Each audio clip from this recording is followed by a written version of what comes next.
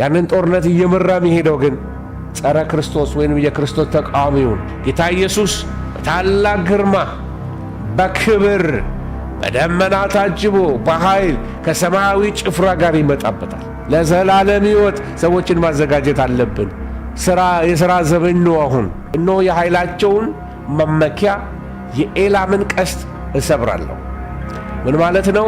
ቀስት በዚያ ዘመን ዋና የጦር መሳሪያ ነበረ። ዛሬ ደግሞ የኢራን ወይም የኤላም ዋነኛ የጦር መሳሪያ መመኪያ ሚሳኤልና የኒውክሌር ቴክኖሎጂ ነው። በዓለም ላይ ትልቁ ግሎባል ሪቫይቫል እየመጣ ያለው በኢራን ላይ ነው። እግዚአብሔር የተስፋ ቃል ሰጥቷታል። ዙፋኔን በኤላም ላይ አቆማለሁ። የመጨረሻው ታላቁ ጦርነት ነው። ጦር ሜዳው በመጊዶ ሸለቆ ነው፣ በሰሜን እስራኤል። ቦታው ላይ ሄጄ አይቼዋለሁ። እድሉን አግኝቼ እግዚአብሔርን አመሰግናለሁ። ወገኖች ሆይ ያንን ጦርነት እየመራ የሚሄደው ግን ጸረ ክርስቶስ ወይንም የክርስቶስ ተቃዋሚው ነው። የዓለምን ጦር ሰብስቦ በእግዚአብሔር ሕዝብ ላይ ይዘምታል፣ በእስራኤል ላይ ይዘምትባታል። መደምደሚያው ምንድን ነው የሚሆነው?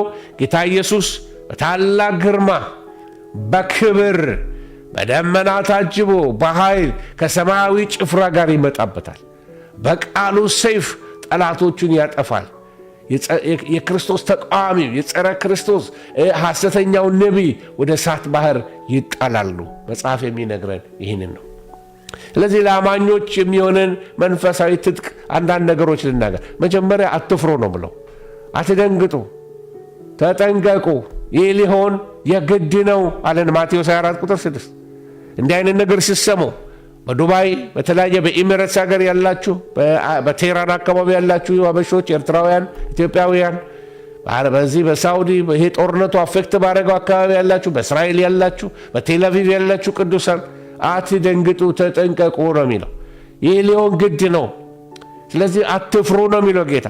ጦርነቱ ከእግዚአብሔር ቁጥጥር ውጭ አይደለም። ሁለተኛው መጽሐፍ ቅዱስ የሚያበረታታል በጸሎት ቆሙ ነው የሚለን።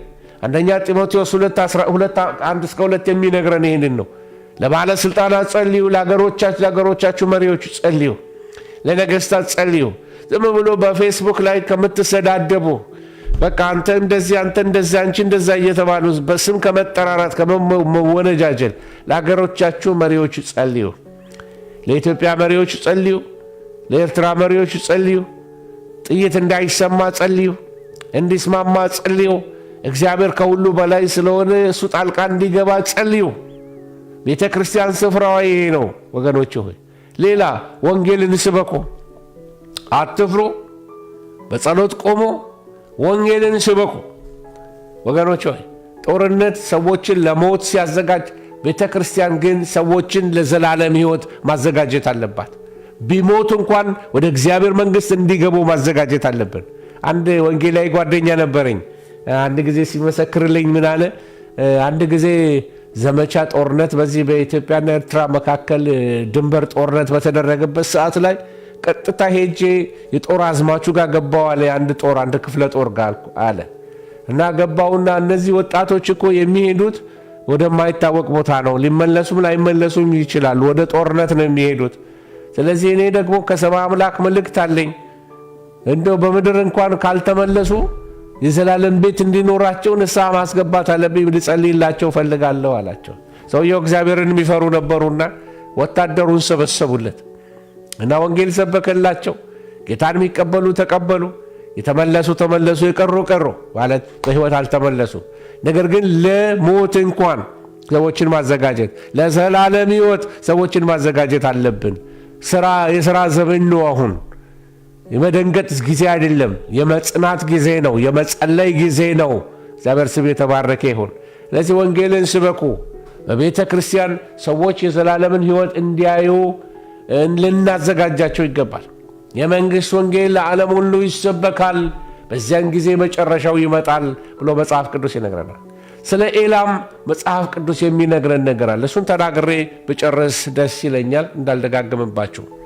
በመጽሐፍ ቅዱስ ትንቢት ውስጥ ይህን ስናጠና ልንመለከት ይሄ ስም በተለይ ኤላም የሚል ስም ትመለከታላችሁ። በደቡብ ምዕራብ ኢራን አካባቢ ኩዚስታን የሚባል አንድ ቴሪቶሪ ፕሮቪንስ አለ እና በመጨረሻው ዘመን ጦርነትና ትንቢት በቃ አንዱ የምትመለከቱት ኤላምን መካከል ላይ አድርጎ ነው የሚናገረው ለዚህ እግዚአብሔር ያለው ልድገምላችሁ፣ እነሆ የኃይላቸውን መመኪያ የኤላምን ቀስት እሰብራለሁ። ምን ማለት ነው?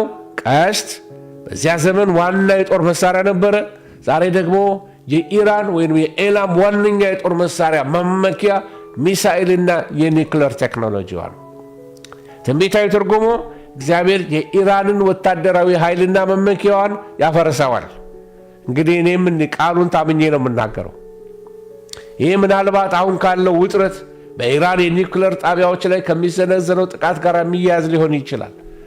ስለዚህ ታላቅ ደግሞ መበተን ይመጣል። ኤላም የማይበተንበት ሕዝብ አይኖርም ብሎ መጽሐፍ ቅዱስ ይነግረናል። ብዙ ኢራኖች በሀገር ውጭ ያሉ ከአሁንም መበተን ይሆናል ብሎ መጽሐፍ ቅዱስ ይነግረናል። ምናልባት በጦርነት ወይ በተፈጥሮ አደጋ ወይ ከኒውክሌር ፍንዳታ ጋር በተያያዘ በሚመጣ በክፉ ብክለት የኤላም ሕዝብ ወደ ተለያዩ ሀገራት እንደሚሰደዱ መጽሐፍ ይነግረናል። አሁን ባለው ወቅታዊ ሁኔታ ስትመለከቱ በዓለም ዙሪያ የሚገኙ የኢራን ስደተኞች ቁጥር እየጨመረ ነው። አገሪቱ ውስጥ ያለው አለመረጋጋት የዚህ ትንቢት መጀመሪያ ሊሆን እንደሚችል ይገመታል። እና እግዚአብሔር ምን አለ?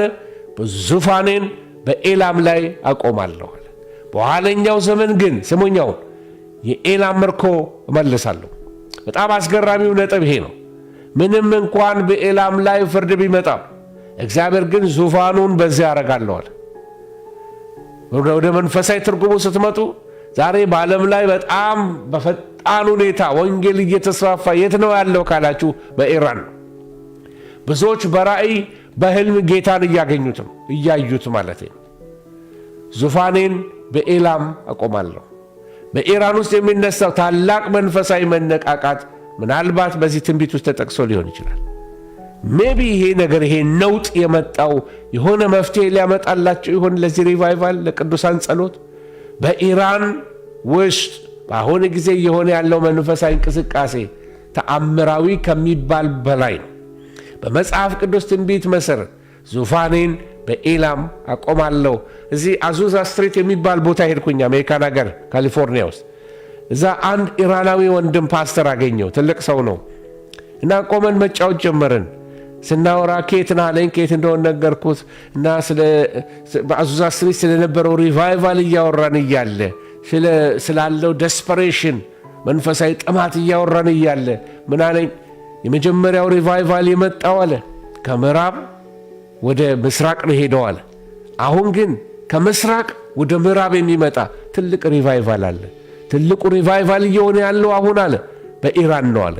እውነትም ሄጄ ሪሰርች ሳረግ በዓለም ላይ ትልቁ ግሎባል ሪቫይቫል እየመጣ ያለው በኢራን ላይ ነው። እግዚአብሔር የተስፋ ቃል ሰጥቷታል። ዙፋኔን በኤላም ላይ አቆማለሁ። ወንጌል ይሰበካል። በጣም ብዙ ሰዎች ወደ እግዚአብሔር መንግሥት ይመጣሉ።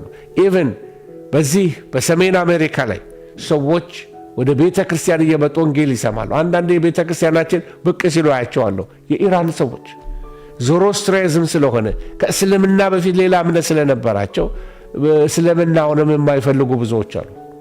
ስለዚህ ኢራን በክርስትና ስደት በዓለም አስቸጋሪ ከሆኑ ሀገራት በጣም አንዷ ናት። በውስጡ ያለው የክርስቲያኖች ቁጥር ግን በጣም እየጨመረ ነው ያለው። የቤት ውስጥ አብያተ ክርስቲያናት በጣም ብዙ ናቸው። ግዙፍ ሕንፃዎች የሏቸውም። በየቤቱ ግን ስብሰባዎች አሉ። በየቀኑ በሺህ የሚቆጠሩ ሰዎች ወደ ጌታ እየመጡ ነው። ብዙ መሪዎች ወንዶች አይደሉም፣ ሴቶች ናቸው። በዚህ እንቅስቃሴ እግዚአብሔር በኢራን እየተጠቀመባቸው ያለው ወንጌልን ለመስበክ ሴቶችን ነው። ወገኖች ሆይ ወጣት ሴቶች ናቸው ደግሞ በብዛት። አንደኛ ጢሞቴዎስ ምዕራፍ 2 እንደተጠቀሰው የጸሎት የቅድስና ሕይወት በሴቶች በኩል እንዴት ለውጥ እንደሚያመጣ እየታየን ያለው። ወገኖች ሆይ በኢራን ውስጥ በጣም ብዙ ሰዎች ጌታን የሚያገኙት ወንጌል ሳይሰበክላቸው። ነጩ ሰው ይላሉ ዋይት ማን፣ ነጩ ሰው መጥቶ በህልም አየሁት እንደዚህ አለኝ፣ እኔ መንገድ ነኝ ተከተለኝ አለኝ እያሉ ብዙዎች ወደ ወንጌል እየመጡ ነው ያሉት። ብዙ ተአምራዊ ፈውሶች እየተመለከቱ ነው ያሉት። የጸሎት ፕሮግራሞች ላይ ብዙ ከማይድን በሽታ ሰዎች እየተፈወሱ ነው ያሉት። ቤተሰቦች፣ ጎረቤቶቻቸው ወደ ክርስትና እንዲመጡ እግዚአብሔር እነዚህን ሰዎች እየተጠቀመባቸው ነው ያለው። ወገኖች ሆይ ከእስልምና ወደ ክርስትና ወደ ታላቅ ሽግግር ላይ ያለች ሀገር ናት። በሀገሪቱ ካለው የፖለቲካ የኢኮኖሚ ቀውስ የተነሳ ብዙዎች ካለባቸው ሃይማኖት ወይም ከነበሩበት ሰፈር ተስፋ እየቆረጡ እውነተኛውን ሰላም ፍለጋ ወደ ኢየሱስ እየመጡ ነው። ወገኖች ሆይ ትልቅ የሆነ የመጽሐፍ ቅዱስ ረሃብና ጥማት አላቸው። በኢራን ብላክ ማርኬት ውስጥ ውድ ከሆኑ ነገሮች አንዱ መጽሐፍ ቅዱስ ነው። ሰዎች የእግዚአብሔርን ቃል ለማግኘት ትልቅ ዋጋ ይከፍላሉ። ወገኖች ሆይ ልክ በመጀመሪያዋ ቤተ ክርስቲያን እንደነበረው ደግሞ ስደት ወንጌልን አላቆመው፣ ይልቁንም ምን አደረገው? ተሰራጭቷል። አንድ ታሪክ ልንገራቸው። አንድ የኢራን ወታደራዊ መኮንን ክርስቲያኖችን ለማሰር ወደ አንድ ቤት ይገባል። በዛ የነበሩ ሰዎች የነበራቸውን ሰላም ሰውየው ሲገባ ይደነግጣሉ ብሎ አስበው ነበር። ነገር ግን መረጋጋታቸውና ሰላማቸውን ተመልክቶ በጣም ገረሙ። አልደነገጡም። እዛው ይሄ ሰውዬ ጌታን ተቀበለ። በኒክኔሙ የሆኑ ዋና ስሙ ሳጥናኤል ነው ሰው። ነገር ግን እዛው የኢራን ወታደራዊ መኮንን የነበረ ሰው ጌታን ተቀብሎ አብሯቸው አምላክ ሆነ። ይሄ አንዱ ምስክርነት ነው።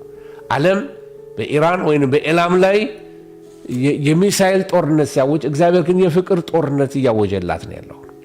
ሰይጣን ኤላምን በወጥመድ ሊይዛት ሲሞክር፣ ጌታ ግን ዙፋኑን በዚያ ሊያቆም እየፈለገ ነው። ዛሬም ቢሆን እግዚአብሔር በእርግማን ውስጥ በረከትን፣ በጦርነቱ ሰላምን ማምጣት ይችላል። ስለዚህ ለእስራኤል ሰላም እንጸልያለን፣ ለኤላም ሰላም እንጸልያለን። ኢራን ከሌሎች አረቦች የተለየች እና ለወንጌል ቅርብ የሆነች ሀገር እንደሆነች ተመልክተናል። ስለዚህ አደራ ይሄ ሳምንት ይሄ ጦርነት እስኪቆም ድረስ መጸለያችሁን አታቆሙ። ለእስራኤል ሰላም ጸልዩ፣ ለኢየሩሳሌም ሰላም ጸልዩ። በቴል አቪቭ አንደርግራውንድ ሆነው የሚደውሉልኝ ሰዎች አሉ፣ ለእነሱ ጸልዩላቸው። ለሌሎችም በተለያየ በአረብ ሀገር ተበትነው ላሉት ለኢትዮጵያና ለኤርትራ ልጆችም ጸልዩላቸው። ለሀገሩም ሕዝብ ጸልዩ። ሰፋ እንበል። የእኛ ሕዝብ ብቻ አይደለም ሰው፣ ሌሎቹም ሰዎች ናቸው። ለእነሱ ምን ጸልይላቸው።